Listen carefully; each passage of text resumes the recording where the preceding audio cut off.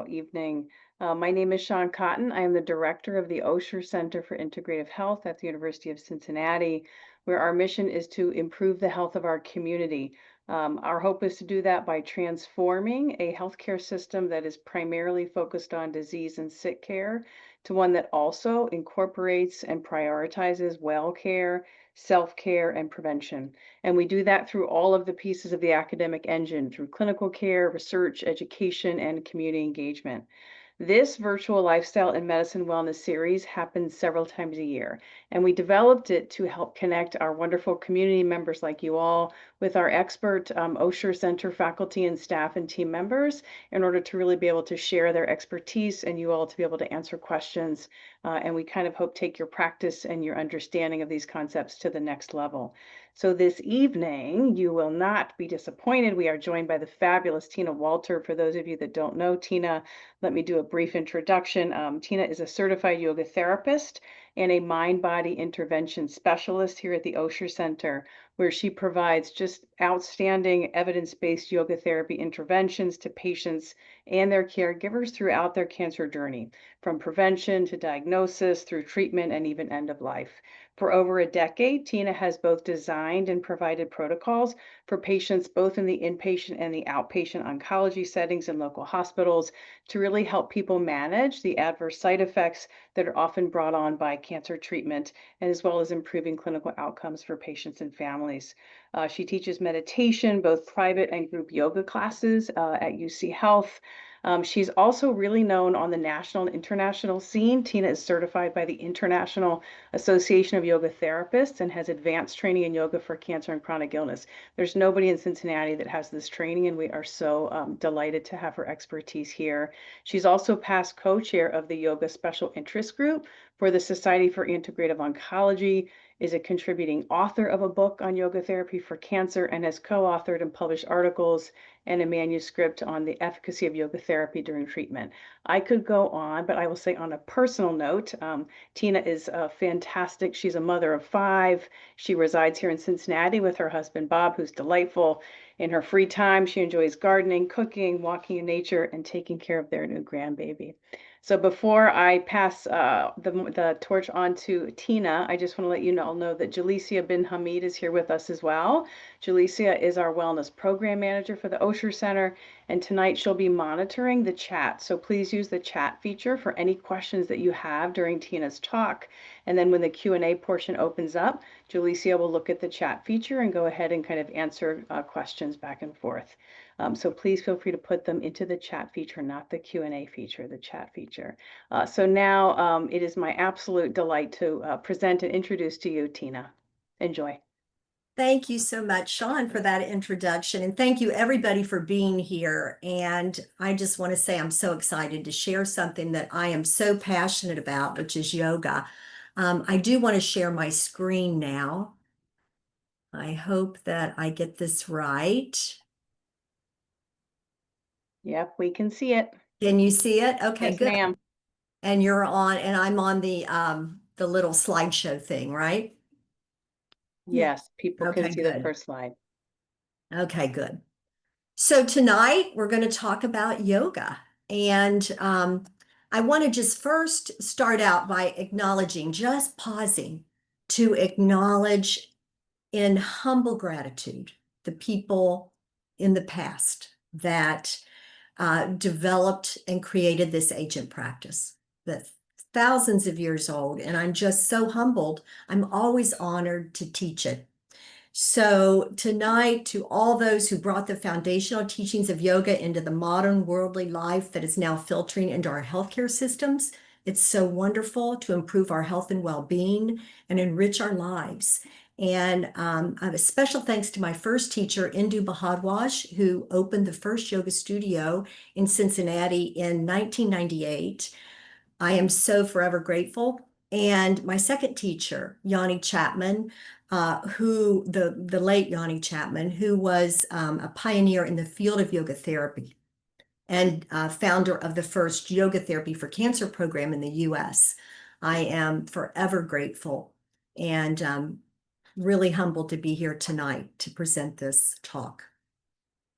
So tonight's talk is on the science and practice. We're going to go through the time-tested roots, the science, and the art, because yoga is an art form too.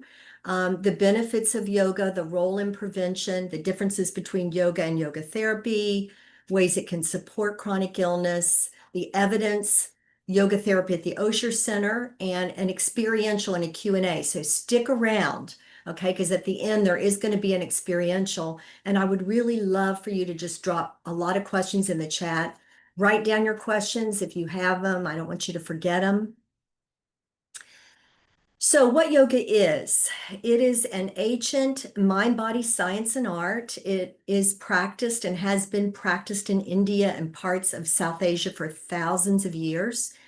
It is commonly includes breathing techniques called pranayama, meditation and mindful awareness, dhyana, and physical movement or poses, the asana, which is what we mostly know now, the asana. Mostly in this country, we think of yoga as the poses, but really it's so much more about the mind.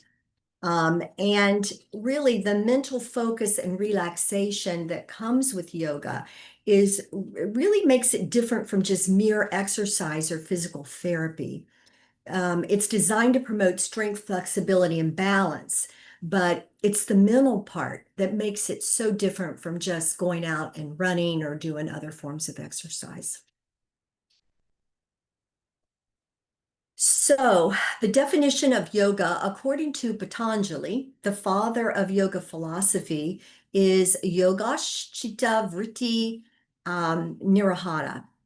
And this means actually just the mental fluctuations of the mind, this definition, the mental fluctuations of the mind stuff in particular, the mind stuff. So you can think about all those thoughts we have, the ruminating thoughts we have. So the goal of yoga is really steadying and focusing the mind. And it's not only a goal, but it's also a process. So yoga is considered both a goal and a process. And notice this yogi is seated right here. The yogi is seated, and he originally yoga was just about five seated poses. That's kind of in its essence, thousands of years ago, it was just about sitting and being able to meditate for hours and hours at a time. And so again, speaking to the integrity of the spine, it was just seated poses that created the strength needed to sit and meditate, which is interesting. The way we sit today, it's kind of an interesting thing to think about. So the root of all suffering is avidya. And, Patanjali's Yoga Sutras, they were written 2000 years ago. It's an ancient manual on yoga philosophy and practice, but this is my favorite piece of yogic philosophy. There's much, but this is my favorite piece. The root of all suffering is avidya. And the word avidya means ignorance, but in this translation, the way it's translated here is ignorance to the fact that we don't understand that everything changes. So, in other words, suffering arises from not wanting the life that's in front of us. We want it to be different than it is. Instead, if we work with what is present, we find our meaning within the very experience of life, which I think this teaching is really so intrinsic. In other words, quit clinging to the stuff that changes, which is everything but essential self. And the goal of yoga philosophy is to feel empowered enough to consciously choose your response and therefore influence your experience, no matter what your circumstances are. And okay, this is easier said than done, easier said than done. But remember, this is a practice. Yoga is a practice. And what we practice, we get better at. So yoga recognizes the three sources of suffering as nature, others, and self. And only one can be managed, really, and it's ourselves. Therefore, shifting our mood, our mindset, to adding movement, adding the practice, maybe breath, movement, for regulation, to develop habits of self-care. All this is a part of yoga. It's not just going into a yoga class. It's really, when you think about yoga, it's the 8 limbs. It's the way we live our life. It's the meditation. It's the movement. It's to support us on our journey. Yoga, which means to yoke the body, mind, and spirit, is aimed at helping us disentangle from the patterns that perpetuate suffering. And the practices to do this, we often forget. And they are meditation, breathing, relaxation practices, guided imagery, chair yoga. Yes, chair yoga. And restorative yoga. So we kind of forget about the chair yoga and the restorative yoga, things like meditation and breathing. So the science, how this works.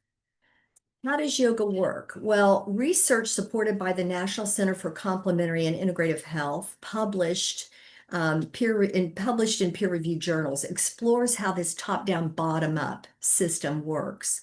And it works together to produce yoga's therapeutic effects. What happens in our mind from the top actually affects our nervous system. We regulate our thoughts, our intentions in yoga, we focus, we goal set, we have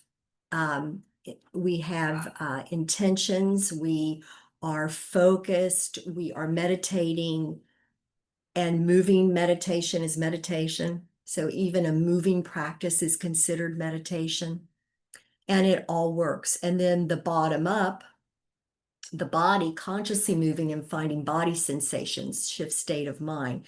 So the movement, the asana, the breathing, the physical relaxation, even the sensations of stretching.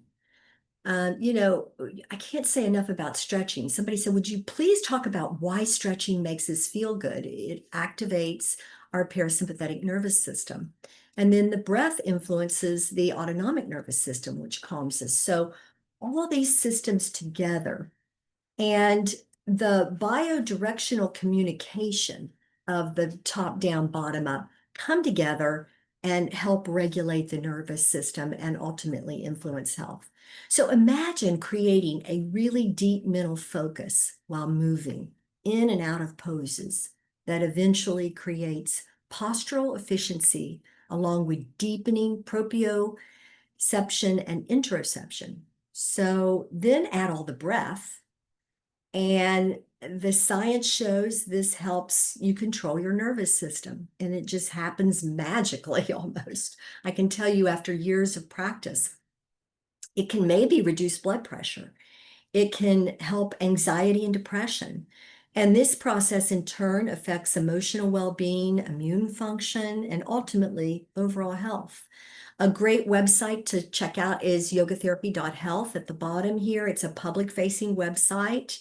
You can also explore more about the polyvagal theory, which goes into more about how all this works also.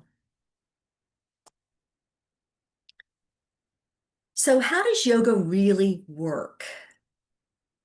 Well, it's the awareness, the breath, and the movement in that order. In this country, we reverse it. We think it's all about the movement. Then we might forget to breathe, and then we'll start breathing during yoga. And then we're aware of how we feel. We might feel like we're sore, or we might feel uncomfortable, or we might feel good. But really, ultimately, the goal is to awareness first, and then the breath, and then the movement. And the breath control directly influences the nervous system. So the yoga techniques are believed to work synergistically to regulate the autonomic nervous system and the relaxation response, including inducing alterations in gene expression that favorably influence energy, metabolism, inflammatory pathways, and insulin secretion. And there are some peer-reviewed studies at the end of this in my reference. But you can see here how everything kind of fits. The yoga practice triggers the ANS, triggers the relaxation.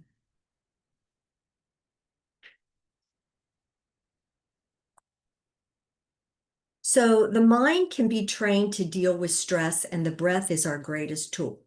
So I want you just, I think right here would be a fun place to pause. I thought it would be really fun to just do a very short experience so that you can feel your breath. So I'd like you to just sit up here, give me a moment and just give yourself the grace to do this for a moment.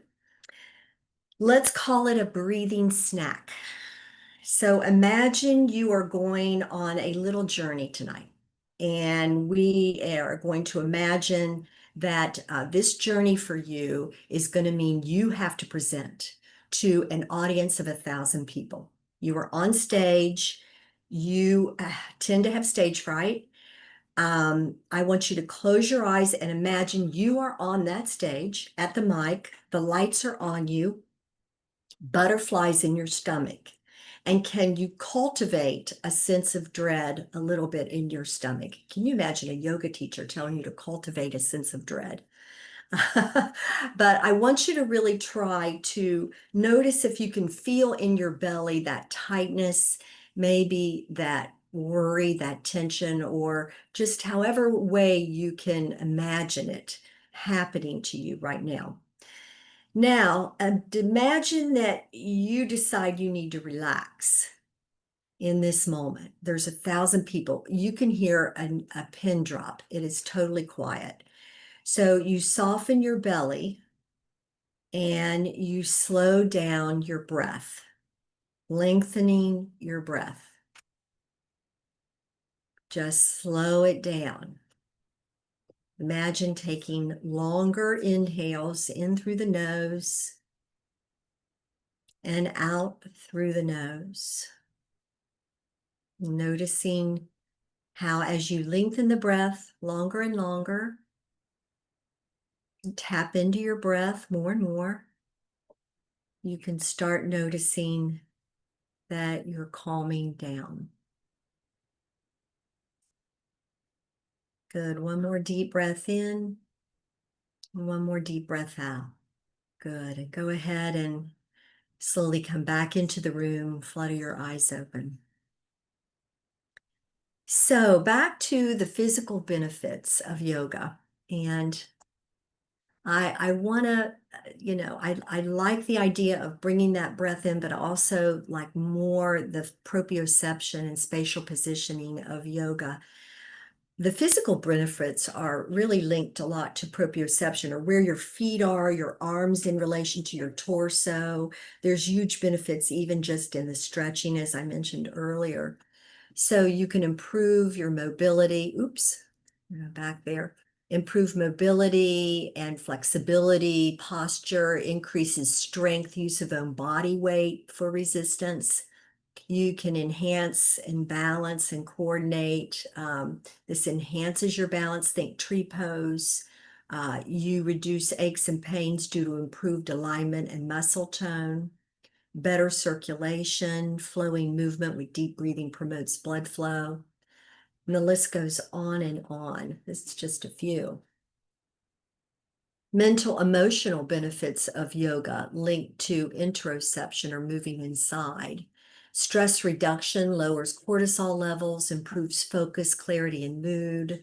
Parasympathetic nervous system activation. This teaches self-regulation, improves sleep, and that mind-body connection. And again, that public-facing website, yogatherapy.health, would be a good reference to talk about the science here. So enough about science. I want to go to the art for a minute. So yoga is too an art form, and it's a wonderful art form. The science explains how yoga works, but the art of yoga is how you live it and how you feel and how you practice it.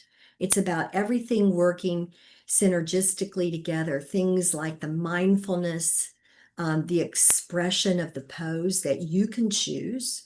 You can choose what expression, what you want to bring into a pose, what you want to leave out of a pose, what you want to add, your balance, the self-compassion you add during the class. What is your self-talk?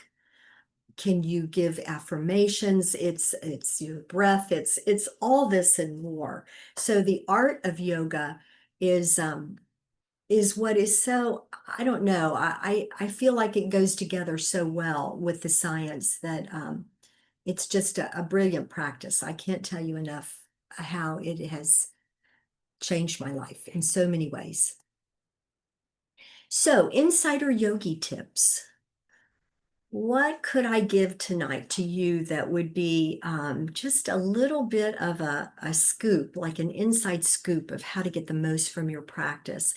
Um, I would say stay in sensation, stay in the pose. Don't look all around the class. Where your mind goes, your energy flows. See if you can stay with your breath. Practice a couple times a week.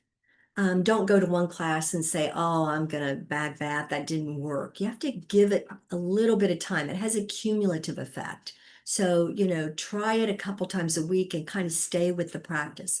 Quiet your inner critic, your ego. When you go into a class, don't worry about the way you look or comparing yourself.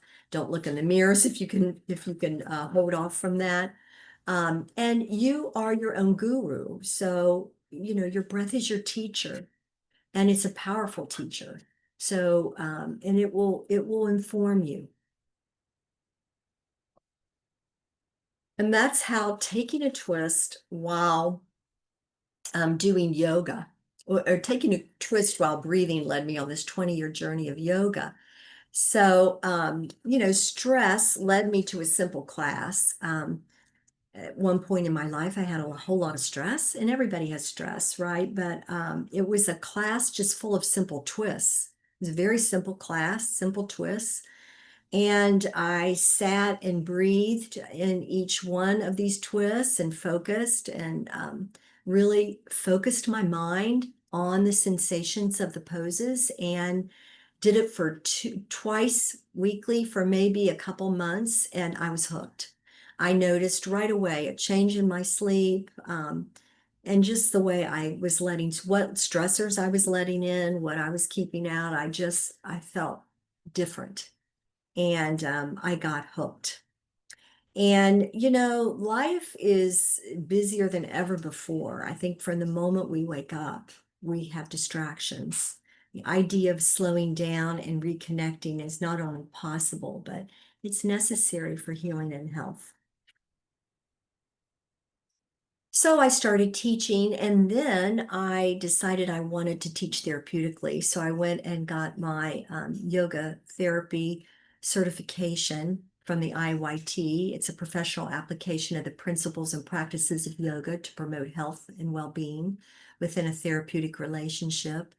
And it includes personalized assessment, goal setting, lifestyle management, and yoga practices for individuals or small groups. So, although all yoga is potentially therapeutic and healing, yoga therapy is the specific use of yoga tools, postures, and exercises, breathwork, meditation techniques, and more to meet an individual's physical, mental, and emotional needs.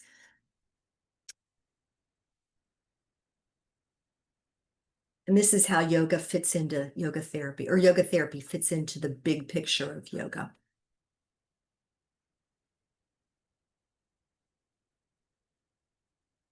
That's my training and professional development, but I really want to focus on the picture here. So this is a private session. It was a one-on-one. I was working with a patient in the outpatient chemo infusion center. She was receiving her first chemotherapy and was anxious. And after assessing from where her anxiety was coming. Now, you might say, oh, she has cancer and was getting chemo, but that doesn't necessarily bother everybody, believe it or not. So that isn't always the base of the fear.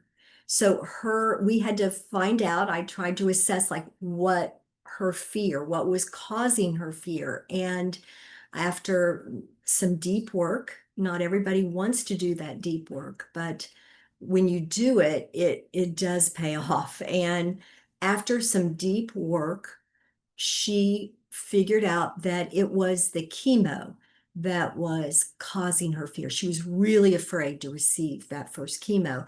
So I supported her by leading some gentle movement connected to the breath and then reframing the chemo as something helpful and like an elixir almost, using guided imagery. And I helped reduce her anxiety.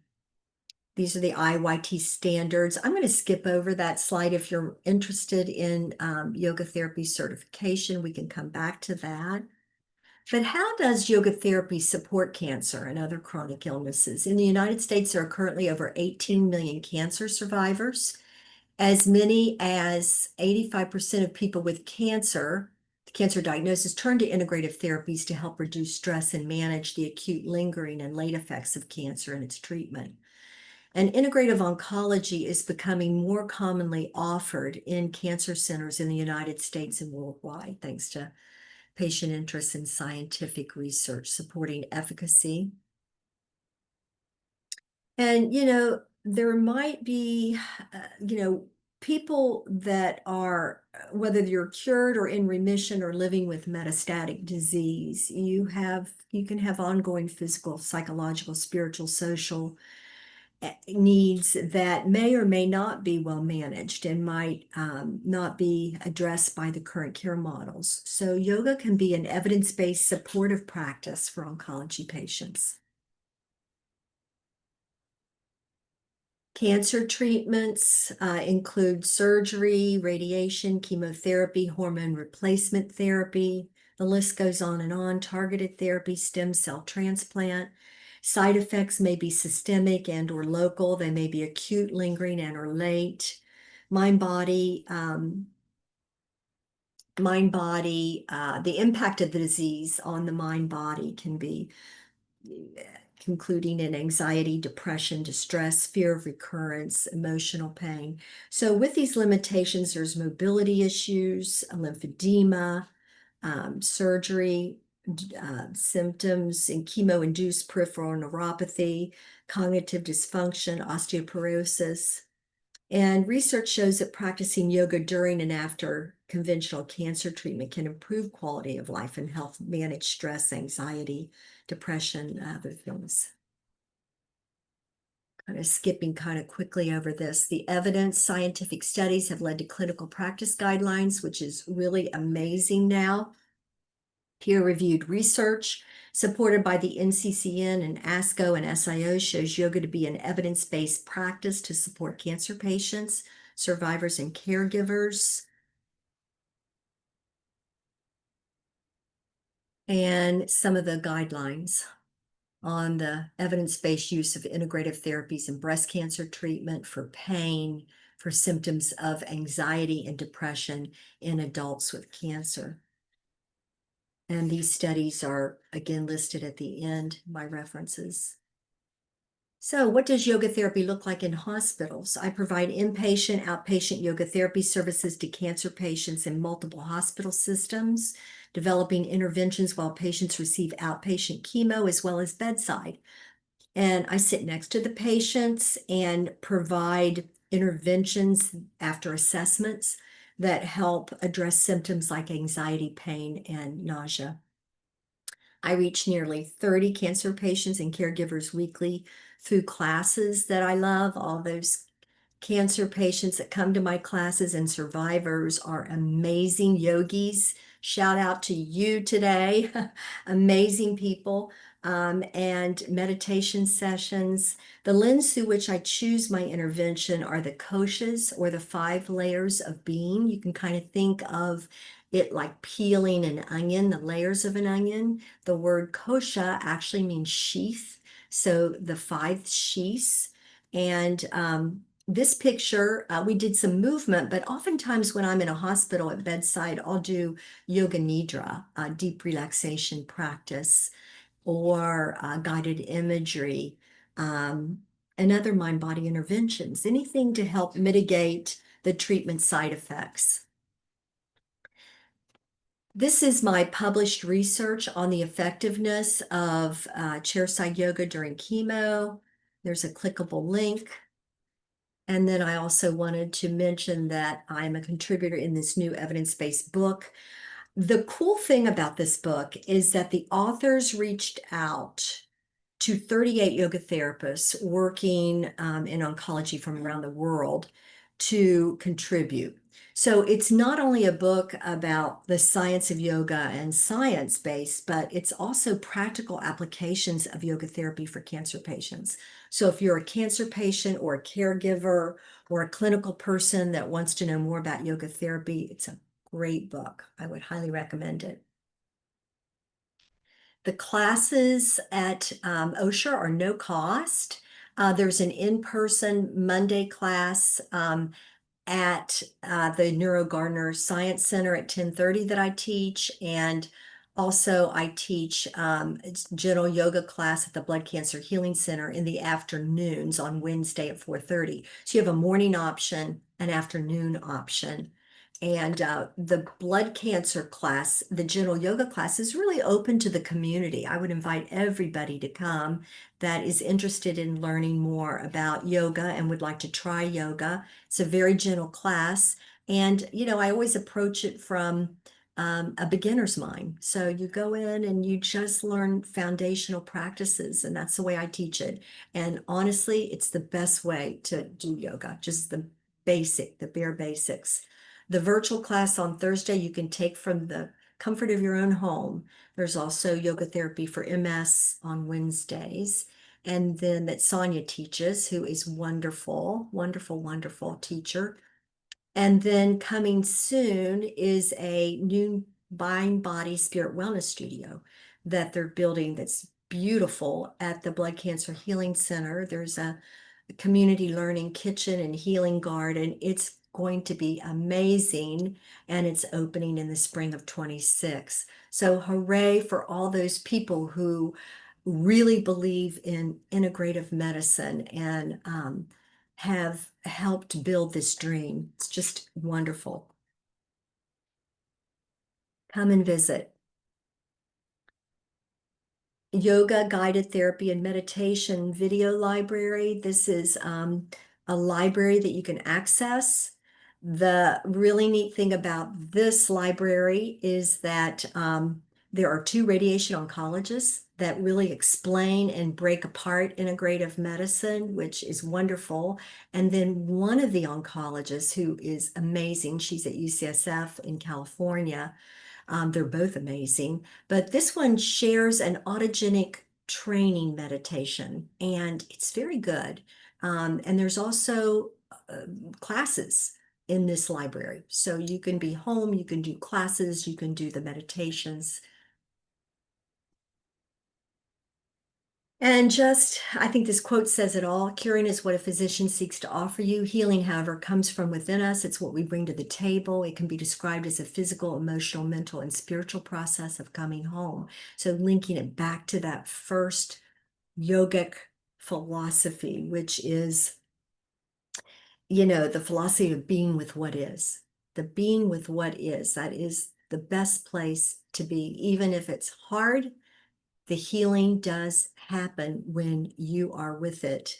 And yoga's history, too, was always shared one-on-one. It was shared on a one-on-one basis. It was taught one-on-one historically. But now the power of group classes and the sense of belonging is providing lots of community support, tons of emotional support. And I can tell you that in my cancer classes, the most amazing things happen. Survivors are helping others who are going through the same thing. Tears are shared, experiences. It is so heartwarming and amazing to watch. And many tell me that cancer is less scary when it's shared with others.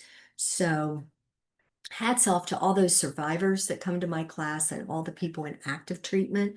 Congrats to you who are in active treatment and come, because you're choosing self-care to come into this system of integrative care. And shout out to Move Your Hide Studio. I have to shout it out. That's where I've practiced for 15 years. It's in Hyde Park Square. It's a wonderful community. And I'm lucky that I get to work in integrative medicine because in this field, because there's just so many wonderful people and they're committed and dedicated to health and healing. And it's joyful and it's contagious. These are my references, my contact. And I want to provide just a brief experiential right now. It looks like I'm right on time. This is, I thought what we would do is a seated practice, just to tie in that awareness, breath, and movement. No matter how much we read and hear about the science and the evidence, we can only understand through experience. So, no matter how much you read, how much you hear, you can't get it until you experience it. So I thought I would share some poses, some asana that you can do a little bit of movement. For those really experienced yogis, you might be a little bit bored, but I would challenge you to find that beginner's mind and stick with the awareness portion.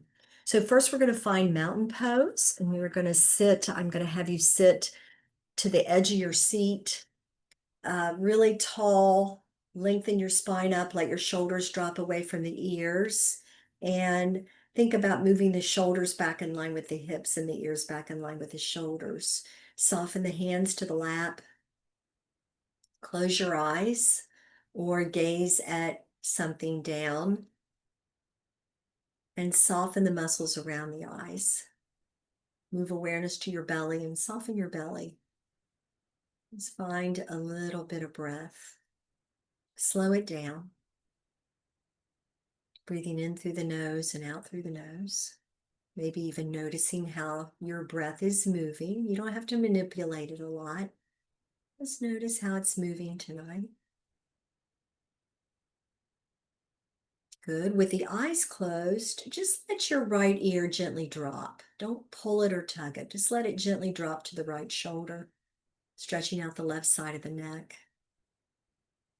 Good. And then inhale the head back up and drop the left ear down to the left shoulder. No pulling or tugging. Maybe it's just a half of an inch. Doesn't matter how much. I don't really want you to drop a lot, just a little. Inhale the head up. Go side to side a few times. And with the eyes closed, can you abide in that sensation of how that feels in your neck and shoulders? Maybe isolating some of the muscle groups in the neck and the shoulders. Noticing how that feels. Okay, our minds tell us to go fast, or this is silly, or we're not doing enough. See if you can just slow down the mind and stay in the awareness and in the sensations of the breath and the movement. Keep the shoulders relaxed. Good. Inhale the head up. Blink the eyes open. Maybe you got a feeling of how that felt. Inhale the shoulders up towards the ears and back down the back. Inhale up and back down a few times. Good. We're going to lift the arms up overhead for a breath and try not to do it fast. Again, palms are facing up and you're just going to lift on the inhale. Really slowly. Try to keep from shrugging the shoulders. And then exhale, palms down. 2 more times. Inhale, lift. And as you lift, think about actually rooting down through your seat and lifting the side body, lifting out of your hips, maybe even lifting the ribs and everything. Good. And exhale down. When you slow down the movement, you can feel a little bit of the effects. Inhale. Maybe even look up at your fingertips. Can you feel like you're getting this glorious stretch, maybe up through the side body? Nice breath, and then exhale down. If this is too hard for you, you're having your hands on your shoulders, you can modify, right? You can just modify the practice. You don't have to go all the way up. Maybe your arms are bent. It doesn't really matter. What matters is your experience. Good. One last time. Inhale the arms up. Take the left wrist with the right hand and just stretch up and over to the right. So getting this nice long length along the side body, left side body. See if you can glue down your left hip. Just a lateral stretch, which is good to do because our side bodies get really short because we sit a lot. And breathe. Try not to do this too hard. Keep your ribs in. Keep a gentleness to the stretch and the breath. Good. And then come and switch. Left hand holds right wrist and you're stretching up and over. Again, modify the practice. You can even have your hands on your waist. Maybe tuck your chin and look under your right armpit. Keep the ribs in and really glue down that right hip. See if you can find some length. Good. And then release the arms, roll the shoulders up and back. And as you roll them back, I want you to hold on to the back of your chair. So sideways, you can see that I'm in like a supported camel pose. It's a big heart opener. It's called Ustrasana camel pose. I'm going to even slither out to the end of my chair so I can give you an effect of just opening the heart. Not in a forceful way. I'm just holding on to the back of my chair. Maybe you can add a bandha, which is bandha means lock, and a little chin lock, Shalandhara bandha, and hold that imaginary apple under your chin and lift up through the sternum. Remember when I showed you that original yogi, the 5-seated poses? This was probably one of them 2,000 years ago. And what do we do today? Everything's in front of us, our cell phones, we have tech neck. So see if you can just breathe. This is anti-computer pose, right? You're just breathing in to that heart center. Don't overdo it. Good. And then go ahead and come back up into that neutral spine, sitting up good and tall. Nice. And just a few cat-cows. We're going to round the back as we slide the hands to the knees. Your chin can drop to the chest, kind of doing the opposite movement. On an exhale, scooping in the low belly. And on an inhale, again, opening the heart. With breath, inhale. With the rounded back, you're going to exhale. And you don't have to go in and out of really deep flexion and extension. This can be tiny movements. See if you can connect your breath to the movement. Again, the science. The breath connected to the movement. One breath, one movement. That's the vinyasa, flow. Vinyasa means continuous, just continuous flow of breath connected to movement. Doesn't matter if it's simple. It's effective when there's breath and awareness. Good. Come back to neutral.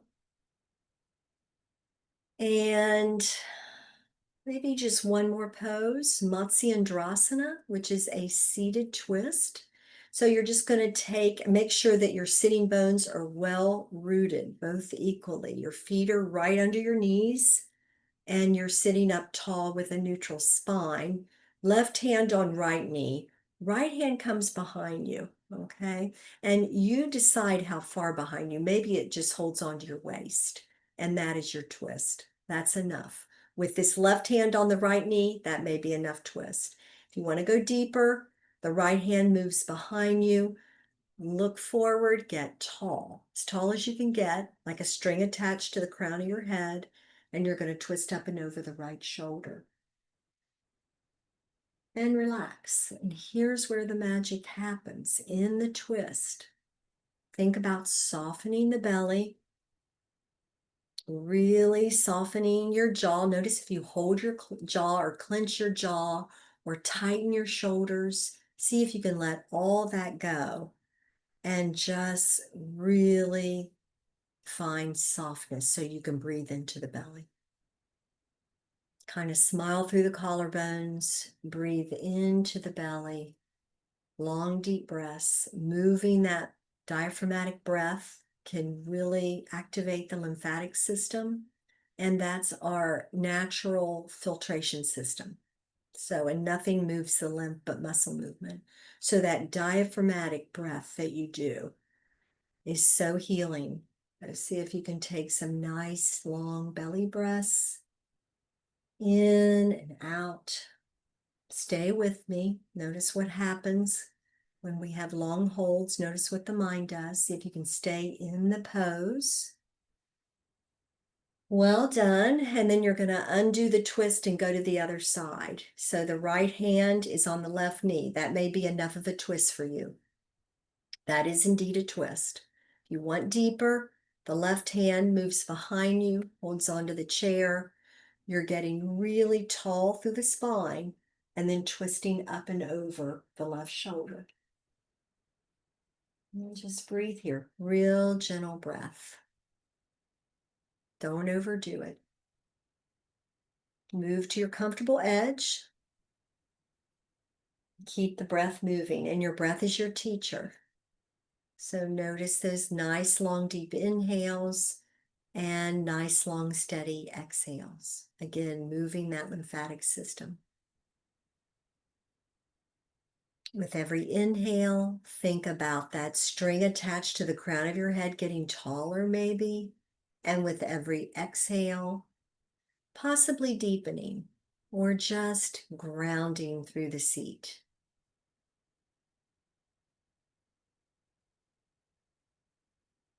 One more long, deep breath. Good. Go ahead and release the twist.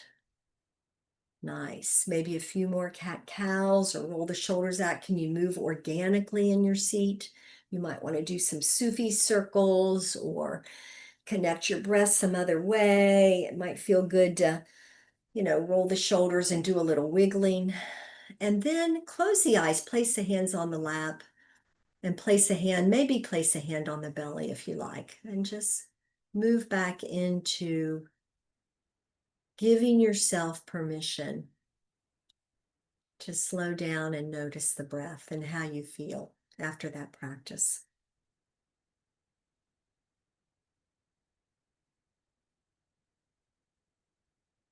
And go ahead and release the hand back down, blink the eyes open when you're ready. And let's seal the practice with a big breath. Reach up overhead, inhale, and bring hands to prayer center, sealing the practice. Namaste. Thank you for sharing the gift of this practice called yoga. Namaste. Good job, everybody. And I would like to now open it up for questions. I hope you have questions for me. There are two questions in the Q&A. So one from Sally. She says, I find classes to be much more effective than when I try to do yoga by myself. Can you comment on the role of the group's experience, even though we're focusing on our own practice? It's energy. I'm convinced, Sally, that's a really good question. I think it's energy. I think when you're in any community, any group like that, you got to remember people are usually greeting each other before the class. You come in, there is a intention that is universal in that class, which is to be in yoga and to practice that piece of self-care. So there's that camaraderie, there's that community, that bit of action that happens. So I think it's energy, honestly. And also, I really think it's breath work because when you are in a group class, everybody is kind of breathing together. And I think that alone is energy. I don't know if I answered, I don't know if I answered everything, but does that answer your question? I hope. Thank you. Maria asked, and then Jessica has a related question. Maria wonders, do you need it to have a medical background to be a yoga therapist? And Jessica asks, can you talk more about what it takes to become certified as a yoga therapist? So those are good questions, really good questions. It does not take a medical background to be a yoga therapist. I was a journalist in my younger years and then got my yoga certification. It does take a yoga certification. So you go through the certification process through Yoga Alliance, which is a 200-hour certification. And then I wish I had that slide up where I could really talk about the certification. Maybe I'll find the slide. And then you pick a yoga therapy certification program through the International Association of Yoga Therapists. So it's usually, an additional 800 to 1,000 hours. And a lot of people say it's almost like getting a master's degree. It's a master's level. There's coursework, there's a practicum, there's mentorships, and it can take a few years. Um, but the certification is through the International Association of Yoga Therapy, usually an additional 5 years of study to complete 800 hours of additional training. And it's not only, of course, in cancer, there's all kinds of wonderful trainings in behavioral health, in, eating disorders, in pediatrics, many areas. And I can talk to you more about it and send you any information. You can reach out to me and I'll be happy to talk to you more about it. Thank you.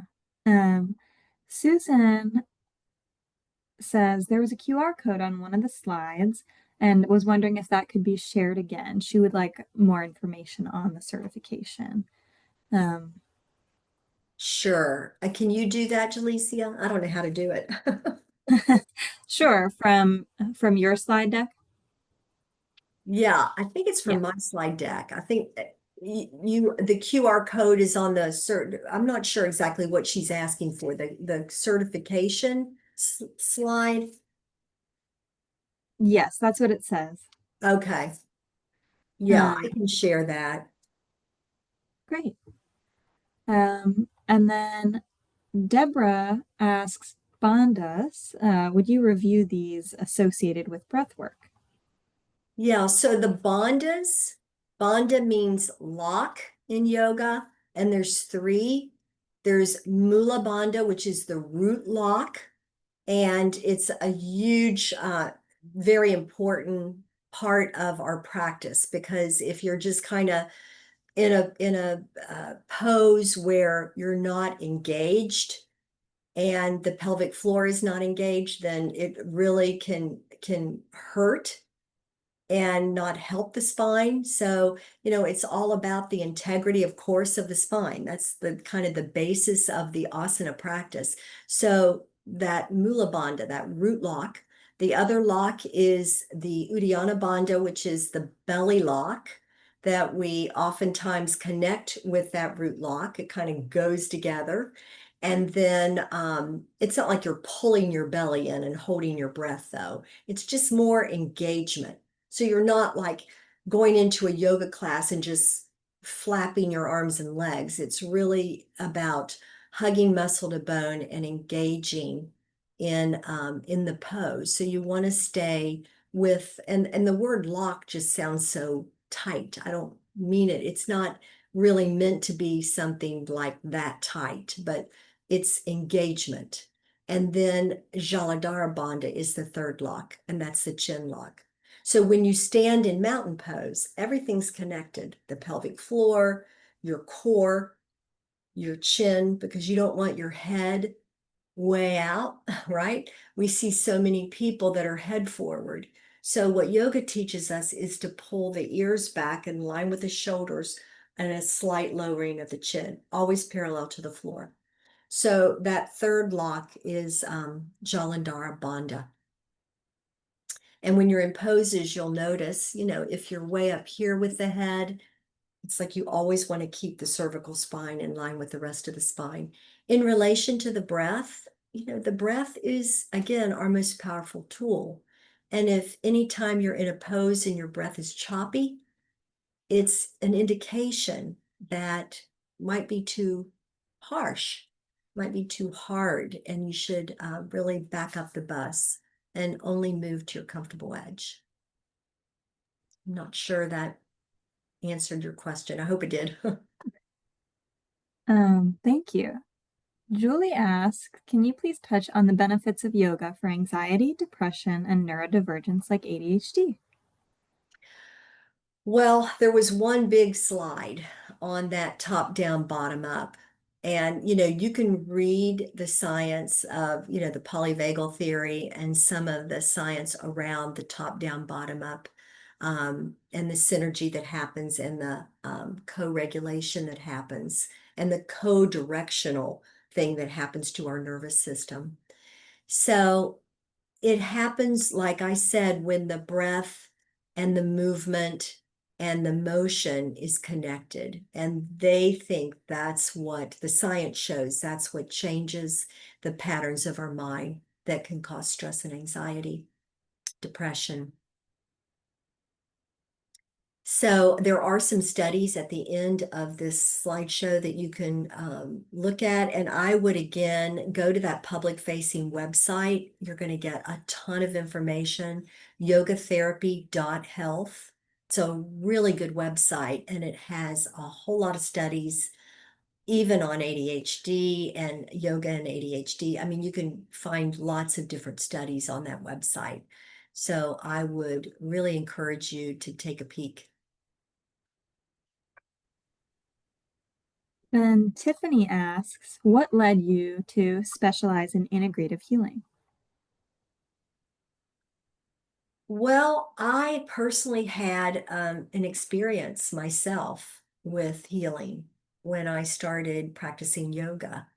I just felt better, and I had some family members with health issues, and that was heartbreaking. And I just really decided I was going to stay in this community of in this world of integrative health. It just feels right to me. And probably because I had a personal experience, I just feel better when I try to watch my diet, and I try to eat right, and I I just love yoga. I love the community. I love integrative health. The people are so wonderful, and I just can't tell you how wonderful of a world it is to step into this world, because people are on the same journey, and it's a health journey. Thank you. And the last question from Peter thanks you for your informative talk and asks if you can talk about if and how you'd modify the work for adolescents and young adults who've experienced psychological trauma. Well, that is not my specialty. So that's an excellent question, Peter. An excellent question. Um, I would refer you to a yoga therapist at Children's Hospital who has experience working with adolescents. And, I've worked with some young adults, but adolescents in particular. And they have yoga therapists at Children's who are specifically working in this field. You can also go to that yogatherapy.health website and the International Association of Yoga Therapy website and find specific yoga therapy interventions and yoga therapists who work primarily in that area. And I would recommend that because it is a different world. I work with adults with cancer mostly. And that sounds like it's something totally different, but there are wonderful uh, programs for that. So I would encourage you to look into that. Thank you. There's one final question, and then I will close us out. The final question is vagus nerve bandhas and breath work and how they move. I'm not sure about Well, that.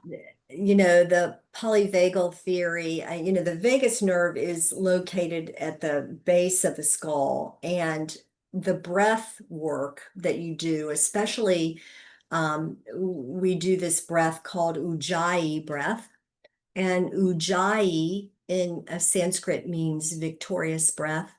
And it's a very long, lengthening exhale. So it's one of the pranayamas. It's one of the breathing practices that has been around for many, many years.